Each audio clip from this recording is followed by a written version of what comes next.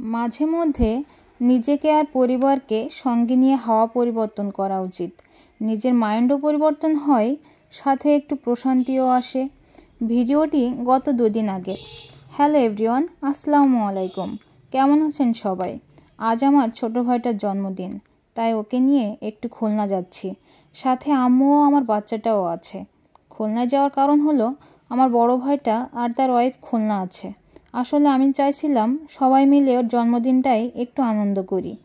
যেই কথা সেই কাজ, গুছিয়ে রওনাও হয়ে গিয়েছি। ছোট ভাইটা এত দুষ্টু হয়েছে সেটা তো একদমই বলার বাইরে। আজকের এই তারিখে গত 3 বছর আগেও হয়েছিল। কত দুর্যোগ, কত সমস্যা পার করে আমার ভাইটা পৃথিবীতে এসেছিল। ছোট ভাই আর আম্মুর লাইফও অনেক রিস্ক ছিল। কত ভয়াবহ অবস্থা পার করতে হয়েছে ওর জন্য। আল্লাহর কাছে লাখ লাখ শুকরিয়া, দুজনে শেষমেশ সুস্থ ছিল। আলহামদুলিল্লাহ, এখনও দুজনে সুস্থ আছে। কত কথা বলে ফেললাম আপনাদের সাথে। সবাই আমার ভাইটার জন্য অনেক অনেক দোয়া করবেন। ওই এখন আমাদের সবার চোখের মণি। ও এখনও ঠিকমতো কথা বলতে পারে না, তবে ও যখন আমাকে আপা বলে ডাকে তখন কতটা যে শান্তি লাগে। কত ত্যাগ তিতিক্ষা ওর জন্য। আমার কাছে হচ্ছে তার যত রাজ্যের বায়না। এই আসতে আসতেই বলতেছিল, আপা মাটি কাটা গাড়ি কিনে দাও। বললাম কি করবা? বলে মাটি কাটবো। তাহলে বোঝেন অবস্থা। এইভাবে চলতে থাকে ওর সব বায়না আমার কাছে। জন্মদিনের জন্য ড্রেস নিয়েছি 2টা।